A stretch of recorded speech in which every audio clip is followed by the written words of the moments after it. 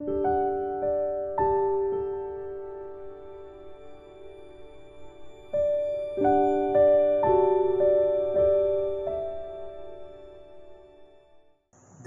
e paz, meus amados irmãos, uma noite cheia da graça de Deus no coração de vocês.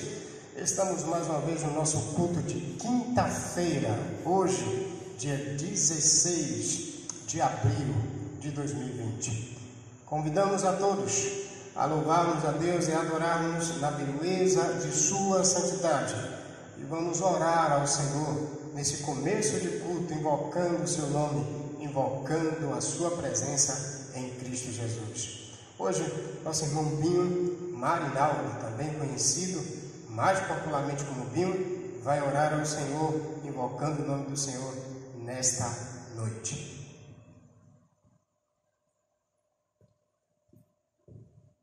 Oremos. Senhor Deus, Pai Santo, Pai querido, nesta noite nós te pedimos o teu Santo Espírito, Senhor, para conduzir, Senhor, os teus servos e servas, Pai Santo, nessa crise que nós vivemos nesta terra, Pai. Deus, no nome de Jesus, Tu que está no controle de todas as coisas, é o Senhor que comanda, Senhor, todas as coisas aqui nesta terra. Nós sabemos, Senhor, que o Senhor é o único Deus que é capaz de acalmar a tempestade. O Senhor, Deus, que o Senhor possa tomar conta, Deus, da Tua igreja aqui nesta terra. Prepara cada um de nós para que nós possamos cultuar, nós não possamos, ó Pai, parar de adorar e exaltar o Teu santo nome, porque o Seu nome é acima de todos os nomes, Pai. Em nome de Jesus é que nós te pedimos nesta noite a direção do Teu Santo Espírito. Amém, Jesus. Obrigado, irmão Marinaldo. Deus continue te abençoando. Quero encorajar a igreja nessa noite a continuar firme nos horários do culto. E peço a vocês que no culto de terça, no culto de quinta, no culto de domingo de manhã e no culto também de domingo à noite, nos horários, terça às 19h30, quinta às 19h30, no domingo de manhã às 9 da manhã e no domingo à noite às 18h30. Vamos juntos nos reunir nesse horário, porque a gente não perde o convívio das reuniões presenciais, todos juntos nos mesmos horários e juntos fazendo aquilo que há anos, há décadas fazemos ao Senhor, adorando, exaltando, edificando nossas vidas pela exaltação ao Senhor através de Cristo. E ao mesmo tempo, continuo encorajando a vocês, permaneçam fiéis. Nesses dias Deus, Ele está com certeza também testando o coração do seu povo, da sua igreja. Não é a ausência do tempo físico que faz a gente diferente na presença de Deus. Que Deus fortaleça a sua fé. Um abraço aos irmãos de Camaçandi, um abraço aos irmãos, todos os irmãos da comunidade aqui, Batista Nova Aliança em Valença, um abraço a todos os internautas que têm assistido pelo canal e têm divulgado, têm compartilhado. Continue compartilhando o trabalho, a palavra, a pregação, o ensino de Cristo para que pessoas se dobrem aos pés dele. Que bom que a gente nessa noite entende que Deus tem uma morada. E nessa noite eu quero trazer isso para você. Nós não temos morada fixa aqui, mas nós temos uma morada eterna lá, na pátria celestial. Abra sua Bíblia agora comigo, no Evangelho de João, no capítulo de número 14. E a gente tem um texto que nos convoca, nos convida a entendermos isso. João, o Evangelho, capítulo 14, nos versos de 1 e 2. Vamos fazer uma leitura juntos, uma leitura uníssona, todos juntos agora fazendo a leitura. Leia comigo. Diz o texto: não se turbe o vosso coração. Crede em Deus, crede também em mim. Na casa de meu Pai há muitas moradas. Se não fosse assim, eu vos teria dito: vou preparar lugar. E se eu for e vos preparar lugar, virei outra vez e vos levarei para mim, para que onde eu estiver, estejais vós também. Morada celeste é o nosso local. Está preparado por Deus para todos os que crerem no nome de Jesus. Nesse doce nome que vamos adorar agora. Vamos cantar, adorar o nome de Cristo que nos dá paz, nos preenche de graça e de alegria. Hoje Marcelo, hoje nossa irmã Gilmária, hoje também o nosso irmão Wellington, eles vão nesse instante adorar a Deus cantando doce nome. Só de ouvir tua voz, Marcelo vai nos conduzir a este canto.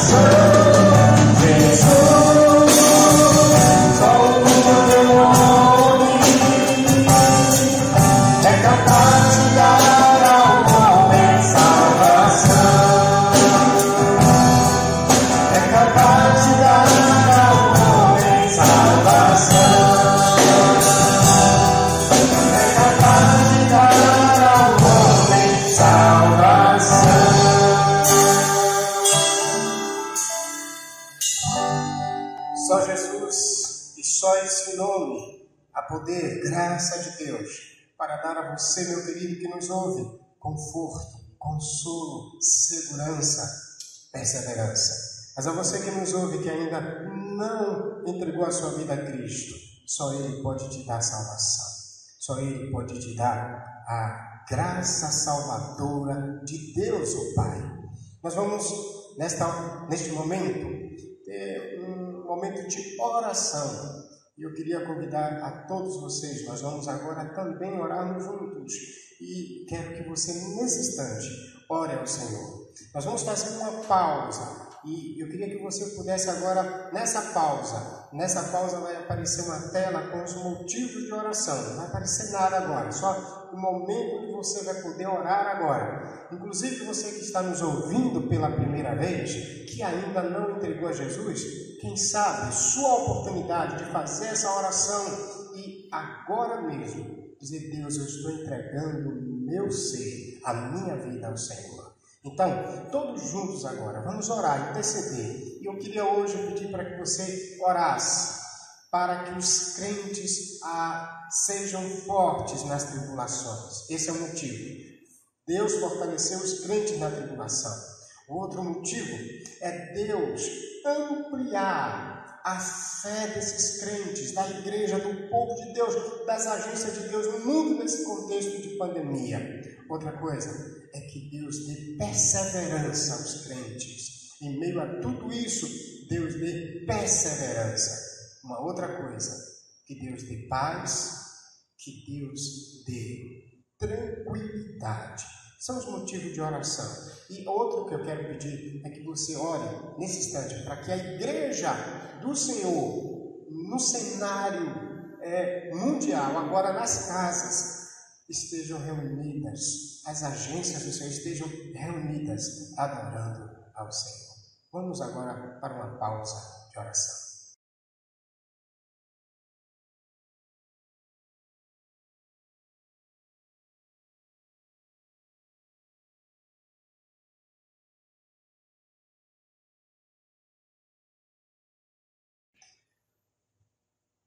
Uma vez que agora nós oramos ao Senhor, adoramos ao Senhor com cântico, nesse instante também nós vamos ouvir a sua palavra. Nessa noite eu quero convidar a você a buscar o Senhor por meio da palavra dele, e nós às quintas-feiras vamos começar hoje a exposição da carta de 1 Pedro. Abra agora então a carta de 1 Pedro comigo. A carta de 1 Pedro fica já lá perto do final da Bíblia, juntinho lá de Tiago. Logo depois você tem 2 Pedro. Abra agora o texto sagrado e nós vamos fazer a leitura da palavra de Deus. Enquanto isso, os irmãos que estão aqui também gravando esse momento de culto, gravando essa live, esses irmãos também vão estar acompanhando, ouvindo a palavra, sendo edificados. Nós somos os primeiros a ser edificados nesse momento de culto, porque nós, ao mesmo tempo que estamos gravando, nós estamos também meditando na palavra de Deus. Quero que então você abra comigo 1 Pedro, a carta de 1 Pedro, capítulo 1, versículos 1 e 2. Hoje a gente começa a exposição, às quintas-feiras de 1 Pedro. E quero que você comece a criar um sentimento, um prazer de começar a ouvir texto a texto, parte a parte, até o último capítulo. A carta de 1 Pedro, ela é composta de 5 capítulos e nós vamos hoje começar a estudar o primeiro capítulo, apenas a parte introdutória da carta. Diz assim, 1 Pedro, capítulo 1, versículos 1 e 2. Pedro, apóstolo de Jesus Cristo, aos eleitos e peregrinos da dispersão no Ponto, na Galácia, na Capadócia, Ásia e Bitínia, eleitos segundo a presciência de Deus Pai, pela santificação do Espírito, para a obediência e a aspersão do sangue de Jesus Cristo. Graça e paz vos sejam multiplicadas. Deus seja louvado. Marcelo vai orar a Deus agora. Ele vai pedir a Deus que nos ajude a compreender e aplicar a sua palavra nos nossos corações. Vamos acompanhá-lo por essa oração. Oremos. Deus de infinita graça e paz, nós nos encontramos aqui, Senhor, diante da Tua presença, para louvar, engrandecer e enaltecer o Teu nome, Senhor. Ó Pai, obrigado, Senhor, por essa oportunidade.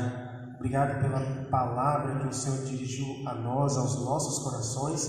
Te pedimos, Pai, nesse momento, que abra os nossos corações e nossas mentes, que essa palavra penetre fundo na nossa alma e no nosso coração, para que a nossa vida seja edificada e também aqueles que estão ouvindo sejam edificados no nome de Jesus. Amém. Amém. Ok, meus queridos, permaneçam com a Bíblia aberta, porque queremos encorajá-los a pensar um pouco nessa epístola. Primeiro, essa epístola foi escrita por quem? A primeira pergunta que a gente de fato precisa entender: quem escreveu essa carta? E para quem escreveu essa carta? Qual foi o propósito de quem escreveu essa carta quando ele escreveu? E aí então vamos entender. Logo de primeira mão, nós vamos verificar a resposta à primeira pergunta: quem escreveu? Ou seja, quem é o autor? É importante porque a gente vai verificar a veracidade do conteúdo dessa carta para os seus escritores, como também a veracidade da inspiração no cenário bíblico, uma vez que Deus escolheu homens inspirados para fazerem isso pelo seu Espírito Santo. E Pedro é o autor dessa carta. Se você observar já no versículo de número 1, o texto vai dizer que Pedro, ele é o apóstolo de Jesus Cristo. Aqui ele já se apresenta, não só apresentando o nome, mas também a sua credencial. Ele é apóstolo de Jesus Cristo, logo na primeira frase do versículo 1. Ele é Pedro, e Pedro é o apóstolo. Apóstolo é uma palavra que significa mensageiro. Ele é o mensageiro. Agora você precisa também entender, e a gente vai fazer uma outra pergunta: quem é esse Pedro? Esse Pedro, à luz das Escrituras, é aquele Pedro, apóstolo de Cristo, um dos 12 os 12 eleitos, escolhidos por Cristo para ser seus apóstolos. E Pedro é aquele camarada, sendo um dos primeiros a ser chamados para ser apóstolo. Pedro também, ele era pescador, irmão de André. Uma outra orientação que a Bíblia nos dá sobre esse autor: ele é chamado também de Simão, filho de João. Ele é também regenerado por Jesus Cristo nessa carta. Ele apresenta-se no versículo de número 3 da carta como um regenerado, ou seja, além de ser um mensageiro, não é um mensageiro qualquer, ele é um mensageiro salvo. E isso até já é importante para nós, queridos, porque hoje tem muita gente querendo ser mensageiro, ou querendo ser mensageira, um mensageiro de Deus, sem a restauração da vida, sem a regeneração. A carta diz que Pedro, o apóstolo, ele foi regenerado. Inclusive, Pedro é aquele camarada que Jesus disse para ele, antes de Jesus ser morto: Pedro, quando te converteres, cuida dos teus irmãos. Pedro é aquele camarada que negou Jesus 3 vezes. Pedro é aquele camarada que também declarou pelo Espírito de Deus que Jesus era o Cristo. E Jesus disse para ele: olha, Pedro, quem tu revelaste agora não foi carne e não foi sangue, mas o Espírito de Deus, na hora que ele declarou que Cristo era o Filho de Deus.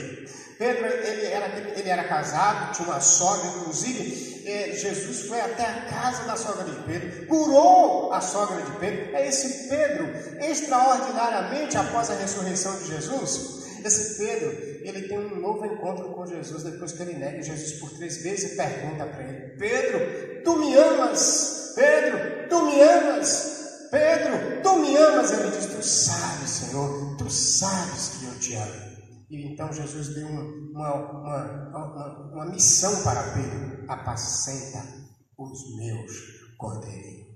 Pedro, inclusive, nessa carta, ele vai dizer que ele é presbítero, lá no capítulo 5. Além de apóstolo, ele também era aquele que cuidava do rebanho de Cristo no período terreno do seu ministério apostólico. Apóstolo porque ele é um dos 12, e apóstolo apenas aqueles que viram Jesus presencialmente. Hoje a gente tem um bocado de gente aí que afere o direito e o título de apóstolo, mas deixe-me te dizer uma coisa: apóstolos, esse título não é mais para os nossos dias. À luz das Escrituras, apenas as testemunhas oculares de Jesus. Talvez você possa até perguntar assim: Paulo foi chamado de apóstolo, mas ele não foi testemunha ocular de Jesus. Sim, ele foi. À luz de Atos, a gente verifica que ele teve encontro com Jesus. Em 1 Coríntios 15, ele diz que ele viu Jesus ressurreto. Então ele foi uma testemunha também de Jesus presencialmente, por isso designado apóstolo aos gentios, chamado especificamente no caminho de Damasco. Mas não vem aqui ao caso, porque eu quero dizer para você que apóstolo é apenas aqueles que andaram no período terreno de Jesus. Esse título então de apóstolo não é mais para os nossos dias, como muitos têm aferido por aí. Diante disso, Pedro é esse camarada que recebeu a revelação de Jesus Cristo, agora para escrever a esses irmãos, orientando-os como viver na fé. Esse Pedro é aquele que participou também com Tiago e João, lá no momento do Getsêmani com Jesus. Esse Pedro é aquele que rejeitou ter os pés lavados por Jesus no Evangelho de João. Esse Pedro, ele é participante da glória de Deus que será revelada segundo também a carta de Pedro no capítulo 5. Esse Pedro é aquele que corta a orelha do servo do sumo sacerdote Malco. E também Pedro, líder dos apóstolos e do movimento do reino de Deus durante o período da igreja primitiva no livro de Atos. Esse é Pedro. A outra pergunta agora, que é importante você entender antes de a gente partir para o entendimento do texto, é que a pergunta melhor dizendo, para quem Pedro escreveu? É chave essa pergunta no texto. E o próprio texto, todas as perguntas, quem precisa responder ao texto, o próprio texto vai responder quem são os destinatários, para quem Pedro está escrevendo. Ele escreve no texto, ele chama de eleitos peregrinos da dispersão.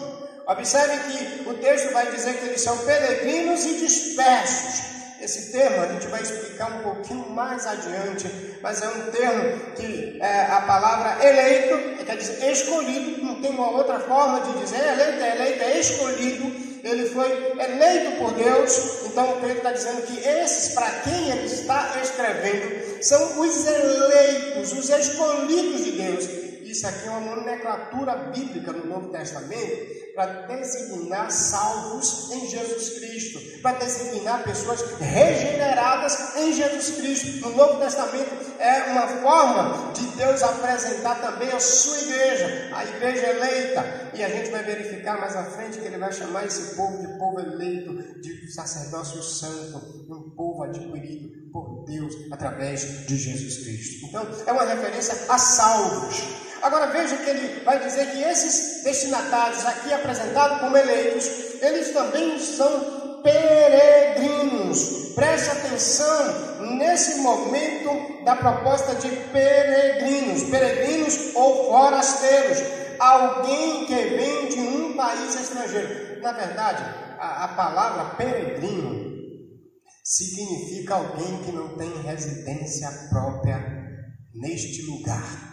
Então, Pedro está dizendo que ele escreve para eleitos peregrinos. Agora, de onde eles são? De onde eles são? Onde é que eles estão? De onde eles são? Pedro vai dizer no texto que eles são dispersos. Eles são eleitos peregrinos, eleitos sem residências, porque eles foram dispersos. Essa palavra dispersão é a mesma palavra para diáspora. Eram crentes que, mediante um momento de perseguição, eles foram dispersos. A ideia é que eles foram espalhados. São eleitos peregrinos espalhados. Agora a gente vai entender o porquê que eles eram peregrinos. Porque eles foram dispersos. Eles estavam no contexto da vida terrena deles, na cidade deles, mas houve uma perseguição. E por causa da perseguição, eles foram dispersos. A pergunta é, de onde eles foram dispersos? O texto ele vai mostrar, olha, dispersos num ponto na Galácia, Capadócia, Ásia e Bitínia. Todas essas cidades, esses nomes apresentados, são regiões da Ásia Menor. São regiões da Ásia Menor, onde podemos chamar também hoje de atual Turquia.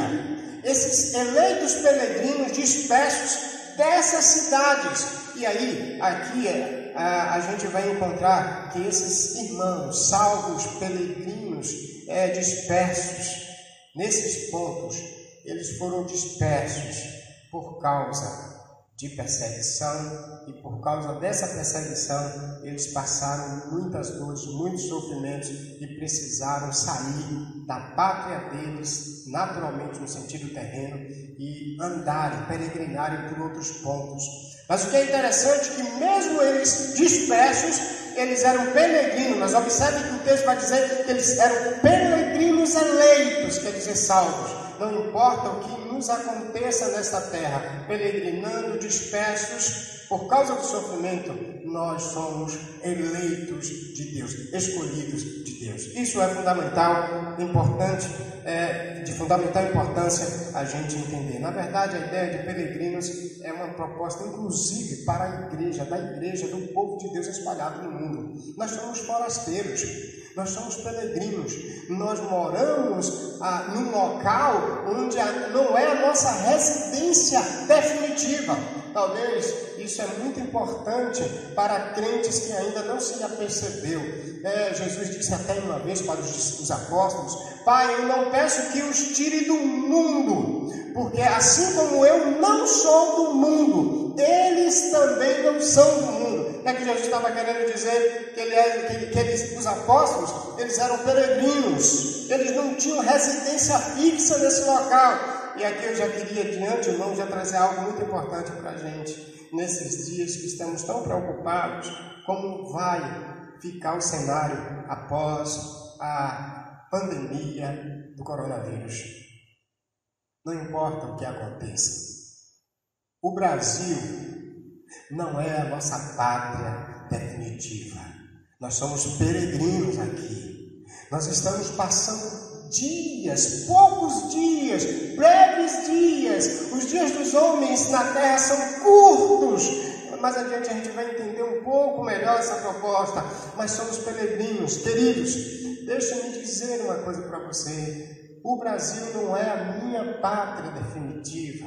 O Brasil, queridos, não é a pátria definitiva de vocês. O Brasil é a pátria temporária. O pecado fez com que a gente não fosse mais definitivo desta terra. Então Deus mandou Jesus Cristo para morrer na cruz e Ele foi preparar lugar. Lemos, começamos a ler o texto de João 14. Eu vou preparar lugar, e quando eu for preparar lugar, eu virei outra vez. Querido, mais uma vez, somos peregrinos. Aqui não é a nossa pátria. Nós não temos residência fixa aqui. A gente vai encontrar um pouco desse aspecto daqui a pouquinho, e já é interessante aplicar isso ao coração. Como está você nesses dias? Está preocupado? Como vai ficar o Brasil? Esteja, ore. Depois da pandemia, depois da crise econômica, ore, Deus vai te controlar e Deus vai conduzir a história. Mas lembre-se, o Brasil não é a sua pátria permanente. Existe a pátria celestial lá, preparada para você, pelo Senhor. Uma outra pergunta: qual o propósito? Olha, a gente respondeu a pergunta, quem escreveu? A gente respondeu a pergunta, para quem foi escrito? Agora a gente vai entender a pergunta e responder a pergunta. Qual o propósito? Qual foi o objetivo que Pedro, ao escrever a primeira epístola, escreveu?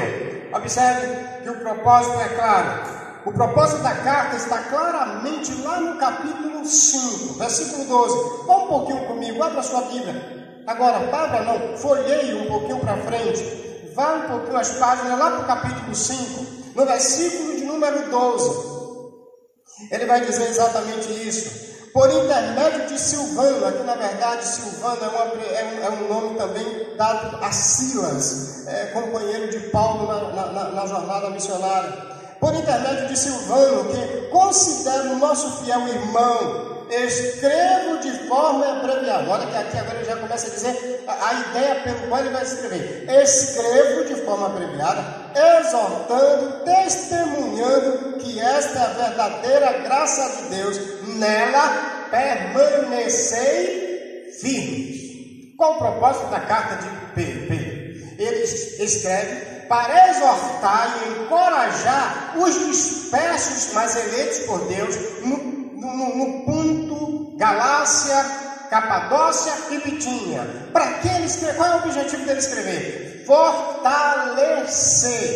Fortalecer os eleitos de Deus na graça de Jesus Cristo. Agora, tem uma coisa que é muito peculiar no texto, é que o que era que estava acontecendo com esses eleitos, que Pedro escreve para fortalecê-los na graça. Eles eram dispersos, e a palavra disperso, à luz de Atos, aconteceram vários momentos, tem dois eixos de perseguição, era por causa da perseguição. Eles foram dispersos, espalhados, porque foram pressionados pelo contexto do Império Romano da época. E eles foram pressionados, perseguidos, alguns mortos, torturados. Por causa disso, na carta, nós vamos encontrar várias vezes a ideia de que eles estavam passando grandes sofrimentos. Então agora a gente vai entender porque Pedro escreve para fortalecê-los na graça. Porque eles estavam passando muitas aflições. Eu vou provar isso. A gente tem, na verdade, nesse cenário, 14 vezes, uma carta com 5 capítulos, nós temos 14 vezes a ideia de sofrimento. Só que o que é importante agora nós entendermos é que ele vai dizer que esses crentes que estavam sofrendo precisavam permanecer, segundo o capítulo 5, versículo 12, firmes na graça. E aí está a proposta de encorajamento e exortação. Em dias de sofrimentos, Deus deseja que o seu povo eleito permaneça firme na graça. Em dias de sofrimento, essa era a resposta que Pedro esperava dos seus leitores. Deus deseja que nós permaneçamos como os leitores primitivos dessa carta, firmes na graça, não importa qual seja o sofrimento. E principalmente porque o sofrimento nessa pátria passageira é um sofrimento também temporário. Observe comigo a ideia de sofrimento na carta. Todos os 5 capítulos, eles trazem a ideia de que os crentes estavam sofrendo, padecendo. Por isso, o propósito da carta, ele escreve para fortalecer, encorajar, exortar os crentes eleitos no Senhor a permanecerem firmes na graça. Vamos ver essa ideia deles permanecerem firmes na graça? Vamos ver. Eu não vou citar as 14 vezes que aparece, mas pelo menos algumas principais. Olha comigo, no capítulo 1, versículo 6, ele mostra a ideia de sofrimento e de sofrimento contínuo. Eles foram dispersos, foram espalhados, e por isso, então, por causa da perseguição. Observe no capítulo 1, versículo 6, o que é que ele diz na carta de 1 Pedro. Nisto, exultais, ainda agora que sejais necessariamente afligidos por várias provações por um pouco de tempo. Ele diz, exultais, alegrai-vos, porque ainda que sejais necessariamente aflitos, ainda que seja por um curto ou um pouco período de tempo. Por que um curto período de tempo? A nossa caminhada terrena ela é passageira, uma vez que a gente não tem morada fixa aqui, por isso que a gente é peregrino, à semelhança dos eleitos da carta aqui apresentada. Veja também um pouquinho mais adiante, no capítulo 2, no versículo 19, no versículo também 20, olha o que é que ele vai dizer. Capítulo 2, 19 e 20. Pois digno de louvor é o fato de alguém suportar tristezas, sofrendo injustamente por causa da consciência para com Deus. Ou seja, eles estavam sofrendo por causa da consciência deles em Deus. Analise o verso 20 comigo. Pois que mérito há em ter de suportar sofrimento e cometeis pecados, se sois esbofeteados por isso. Mas se suportais o sofrimento, quando fazeis o bem, isso é digno de louvor diante de Deus. Esse é o capítulo 2, falando da ideia de sofrimento. Mas observe o capítulo 3, versículo de número 13 e o versículo 17. Olha para o verso 13 comigo do capítulo 3. Olha o que ele diz. Quem vos fará mal se sois zeloso do bem? Olha bem. ele está dizendo, quem vos fará sofrer, passar mal, se sois zeloso do bem? Aí ele vai agora trazer o verso de número 17. Porque se a vontade de Deus assim o decretar, é melhor que sofrais fazendo o bem do que o mal. Eu vou pular um pouquinho já para a gente avançar. Vai lá para o capítulo de número 5, versículos 9 e 10. Observe o que ele vai dizer. Resistir firmes na fé, sabendo que os mesmos sofrimentos estão acontecendo entre vossos irmãos no mundo. E o verso 10. E o Deus de toda graça, que em Cristo vos chamou na sua eterna glória, depois de haverdes sofrido um pouco, Ele mesmo vos haverá de reabilitar, confirmar, fortalecer e alicerçar. E agora, o modelo do sofrimento para os crentes sofrerem e suportarem é Cristo. Ele diz, Cristo sofreu, e esse mesmo Cristo que sofreu, mas foi glorificado, Ele mesmo há de reabilitar, de confirmar, de alicerçar e de fortalecer. Glória a Deus! Peregrinos, dispersos, eleitos, sofrendo, mas de forma temporária. Porque esse sofrimento, ele é passageiro. Portanto, o propósito da carta foi para que os eleitos e peregrinos dispersos de Deus permanecessem firmes na graça de Cristo, apesar dos sofrimentos temporários. Esse foi o propósito pelo qual Pedro escreveu aos eleitos dispersos do Ponto, Galácia, Bitínia, Capadócia. Vamos então entender a proposta? Eu queria que agora despertar você para, compreendendo o cenário do contexto, entender qual é a mensagem dos versos de número 1, 2 e 3. Qual é a mensagem dos versos de número 1, 2 e 3? O texto vai nos trazer uma mensagem clara, bem clara para os nossos corações. Qual é a mensagem, pastor? A mensagem é exatamente a seguinte: a igreja dispersa foi eleita, santificada, purificada pela obra da Trindade. Anota isso. A igreja dispersa foi eleita, santificada, purificada pela obra da Trindade. Essa é a proposta bíblica nessa noite, que os versos 1 e 2, eles trazem para nós. Diante disso, queridos, eu quero mostrar para vocês, na verdade, duas verdades espirituais sobre os eleitos de Deus, ou sobre a igreja eleita de Deus. Duas verdades. A primeira, no verso 1. Qual é a primeira verdade, pastor? A primeira verdade fala que a igreja dispersa e peregrina foi eleita por Deus. A igreja dispersa e peregrina, ou a igreja eleita e dispersa e peregrina, ela foi eleita por Deus. Ela foi escolhida por Deus. Aqui existe uma coisa fantástica: a ideia de ser eleita por Deus. Deus escolheu a sua igreja. E segundo o texto de Pedro também vai dizer que ela foi eleita antes da fundação do mundo. Significa dizer que a igreja é um projeto planejado por Deus. Não é um projeto aleatório, é uma obra do acaso.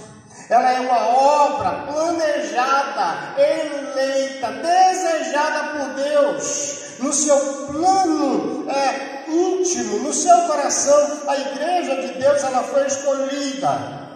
Talvez uma forma que a gente entendesse a ideia de eleita, de escolhido ou de escolhida, é quando você, de repente, é escolhido por alguém importante na sociedade e você quer mostrar para todas as pessoas que alguém da sociedade de posição lhe escolheu. Você fica satisfeito e você quer mostrar para todo mundo que você foi escolhido por alguém importante da sociedade, que alguém da sociedade de tamanha envergadura lhe escolheu. nessa noite é importante a gente entender, embora dispersos, embora peregrinos, embora sem residência fixa aqui, embora sem muita visibilidade para o mundo, nós, povo de Deus, nós somos eleitos, somos escolhidos. Igreja de Deus, você é eleita pelo Senhor. E aí tem uma coisa muito clara nesse texto. Essa igreja eleita, ela é peregrina. Ou seja, a ideia de peregrina não tem residência fixa, como nós já falamos na introdução dessa carta. E essa ideia de ser peregrino no mundo é uma ideia clara que, inclusive, o povo de Deus no mundo é tido como peregrino, porque ele não tem residência fixa. O povo de Deus não tem morada fixa aqui. E essa ideia de peregrino me lembra a história de Abraão, me faz lembrar a história de Abraão. A Bíblia diz que Abraão peregrinou em uma terra que ele ainda não tinha possuído. Deus fez uma promessa para Abraão. Quando Deus fez uma promessa para Abraão, você sabia que Abraão tinha 75 anos em Gênesis 12, verso de número 4? Mas a Bíblia diz que em Gênesis 25, Abraão morre sem tomar posse da terra prometida, com 175 anos. Diz o texto, então, que ele foi peregrino. Abraão peregrinou por 100 anos sem abrir mão da promessa de Deus na sua vida.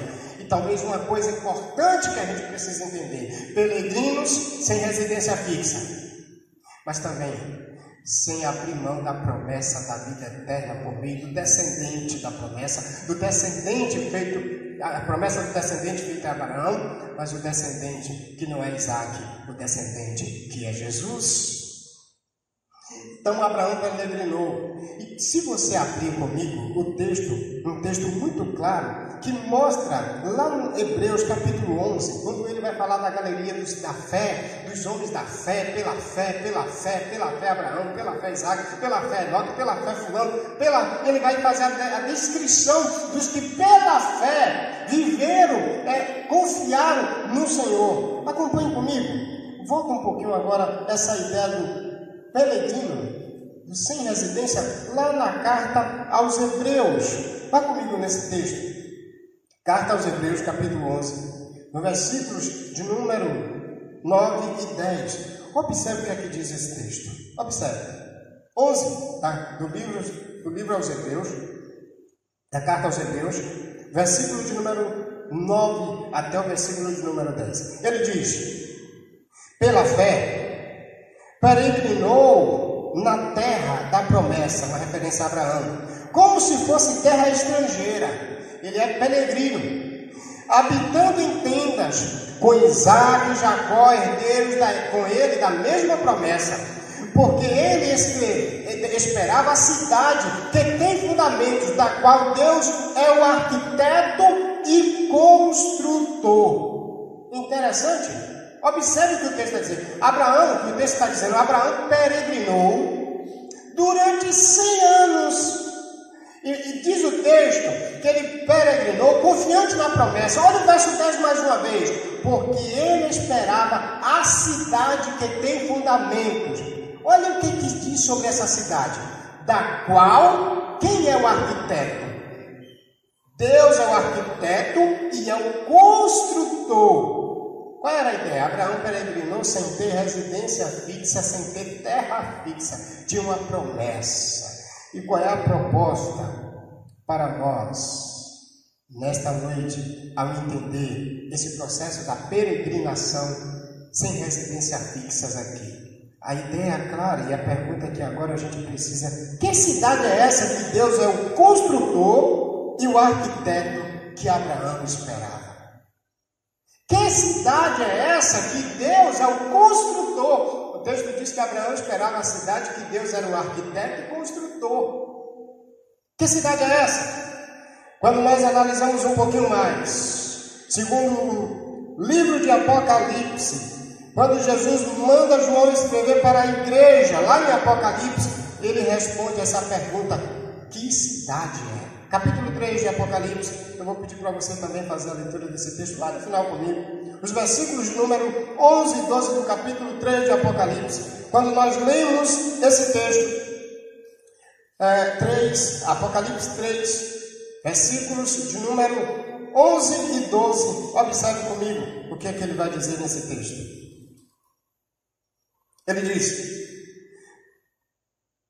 venho sem demora, conserva o que tens, para que ninguém tome a tua coroa. Ele está falando para a igreja de Filadélfia. E agora veja: farei do vencedor uma coluna no templo do meu Deus, de onde jamais sairá. Escreverei nele o nome do meu Deus, o nome da cidade do meu Deus, a Nova Jerusalém. Aleluia! Que cidade é essa que Deus é o arquiteto e construtor? É a Nova Jerusalém. Abraão já esperava a Nova Jerusalém. Que pátria é essa? É a pátria celestial. É a pátria celestial.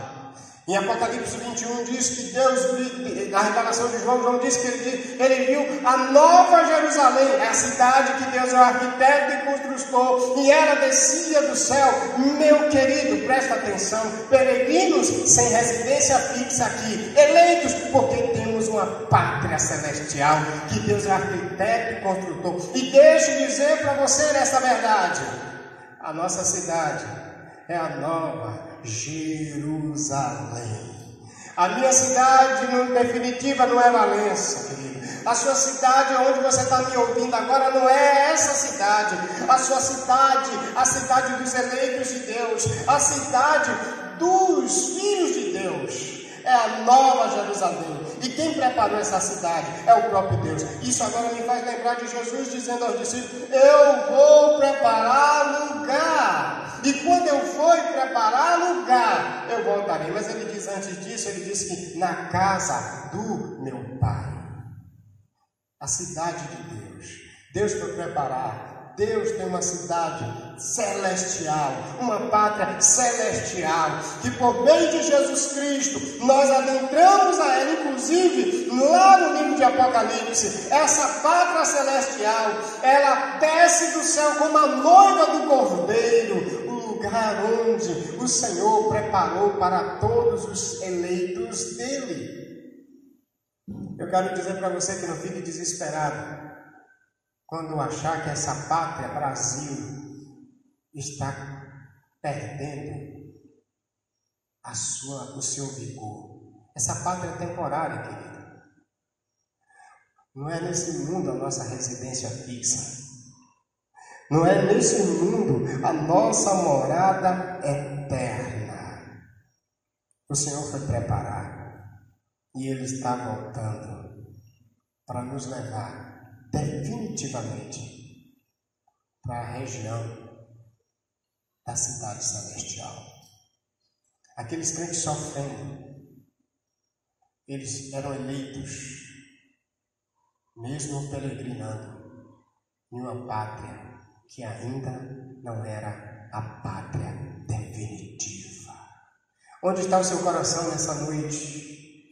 Na pátria que Jesus foi preparar, na pátria onde Jesus estabeleceu para aqueles que foram aspergidos pelo seu sangue, purificados pelo seu sangue. Que nesta noite o Espírito de Deus encha de alegria o seu coração e de desejo de viver na pátria celestial. A minha tristeza é que há muitos crentes que gostam muito ainda da pátria passageira.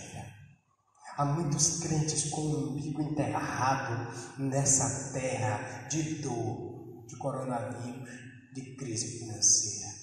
Na pátria celestial, na Nova Jerusalém, que Deus é o construtor, não terá sofrimento, não terá dor, não terá angústia, não terá desespero, não terá preocupação com a fome, não terá preocupação com a pressão alta, quem é de alto risco e quem é de baixo risco. Na pátria celestial, todos seremos perfeitos por causa de Jesus Cristo. e por causa de Deus, construtor e arquiteto da cidade dos peregrinos eleitos aqui na terra. Duas verdades sobre os eleitos de Deus. A primeira, acabamos de afirmar: salvos, a igreja dispersa e peregrina foi eleita por Deus. A segunda verdade que nós vamos encontrar ainda nessa noite, no capítulo 1, essa feita no verso 2, está exatamente da seguinte forma. Presta atenção. Ele diz: a eleição, a santificação e a purificação dos salvos decorrem da obra da Trindade. Presta atenção nisso que eu vou dizer. Essa é a grande ideia do verso 2. A eleição, a santificação e a purificação dos salvos decorrem da obra da Trindade. Observe que o texto é muito claro quando vai falar desse princípio aqui para nós. Ele primeiro diz, novamente no verso de número 2, leia mais uma vez comigo.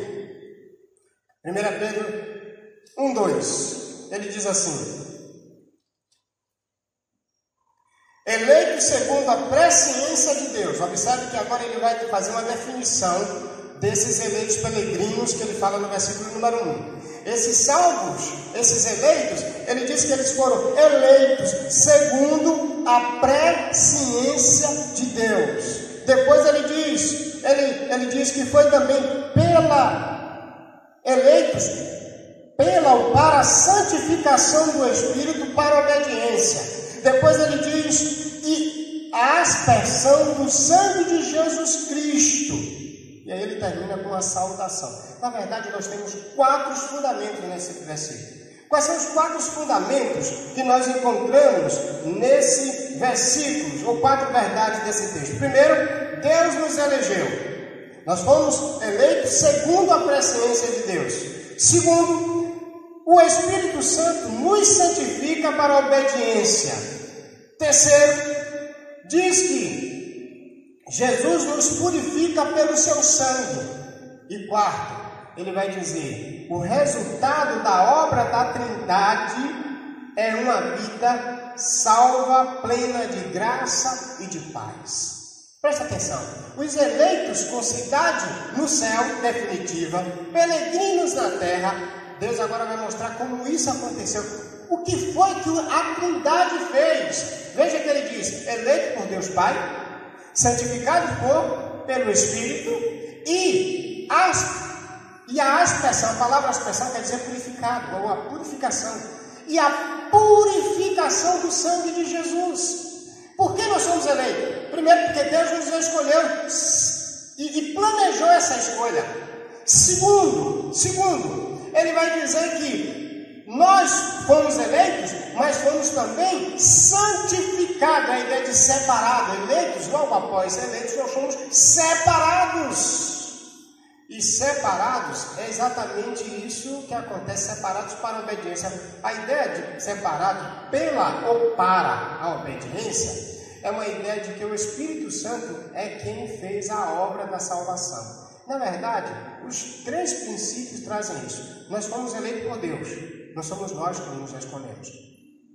Segundo, quem santifica a gente para viver a vida cristã em obediência é o Espírito Santo. Terceiro, quem aspargiu, ou nós somos purificados pelo sangue de Jesus. Então isso aqui significa a seguinte verdade: a obra da salvação não é do homem, é puramente de Deus. A salvação, todo o processo redentivo é uma obra de Deus, na ação da sua Trindade, na ação do Pai, na ação do Espírito e na ação de Jesus o Cristo. Só que agora a gente vai verificar o resultado. E é interessante. Qual o resultado dos eleitos por Deus? Pai. Dos santificados para a obediência pelo Espírito Santo. e dos purificados pelo sangue de Jesus Cristo. A saudação parece que traz a ideia de resultado.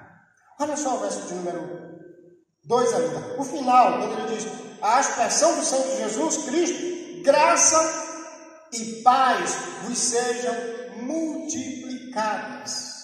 Qual o resultado dos eleitos purificados pelo Espírito, eleitos por Deus, purificados pelo Espírito, santificados pelo Espírito, purificados por Jesus? É uma vida plena de graça, é uma vida plena de paz. Não, ainda que seja num cenário conforme o contexto de espalhados por causa da perseguição. Peregrinos sem residência fixa, passando muitos sofrimentos. Mas esses crentes, eles têm uma vida plena de graça. A graça, ela não é só, e a ideia de graça aqui no texto, a palavra graça, é aquilo que dá alegria e prazer. Embora perseguidos, passando sofrimentos, o crente, ele é cheio de graça, alegria e prazer.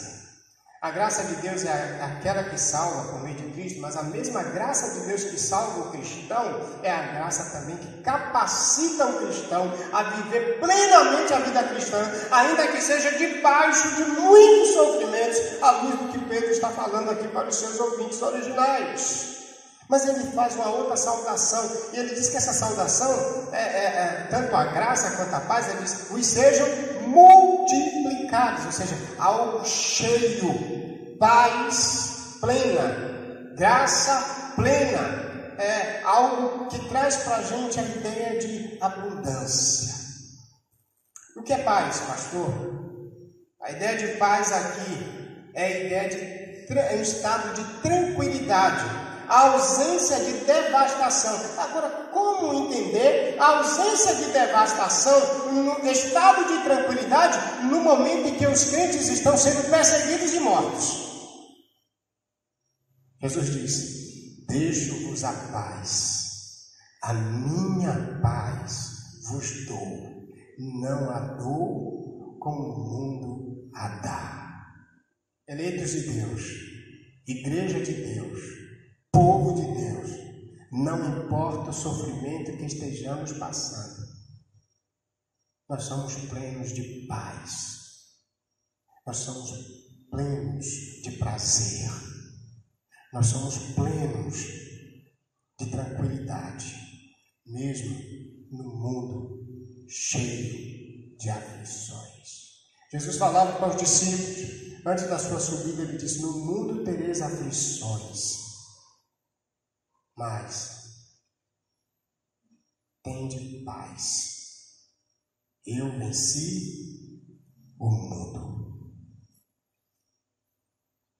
A eleição e a santificação e a purificação dos salvos decorre da obra da Trindade, que quando preenche plenamente o propósito de Deus em nossas vidas, nos enche de graça e de paz. Eu queria dizer nessa noite que o único lugar que traz conforto, alegria, tranquilidade é nos braços de Deus. É quando estamos plenos daquilo que Deus estabeleceu em nossas vidas. Que nessa noite você entenda que você é obra de Deus, plano de Deus. E que esse plano de Deus é um plano completo que preparou a mim e a você para morarmos na cidade eterna da Nova Jerusalém. Quero dizer então, a igreja eleita do Senhor, Deus é o arquiteto e construtor e já construiu na pátria celestial residência permanente para o seu povo em Jesus Cristo. Confiemos, irmãos, que Deus encha nossos corações de alegria e de paz, de graça, para vivermos, embora debaixo de muitos sofrimentos, nessa peregrinação passageira, mas plenos da graça de Deus e da bondade de Deus em os nossos corações. Nós vamos cantar uma canção que nos ensina. Vou chamar a equipe, chamar Marcelo, Gilmário, para cantarem e louvarem ao Senhor. Te louvarei não importa ou não importam as circunstâncias. Cante agora com a equipe de louvor.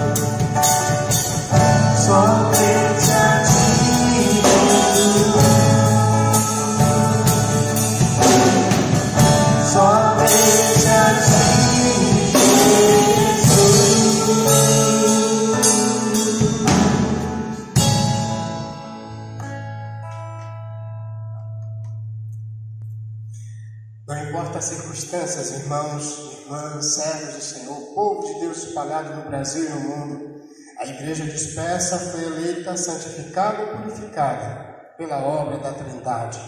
E nós devemos ter esta consciência. Deus fortaleça o coração dos meus irmãos.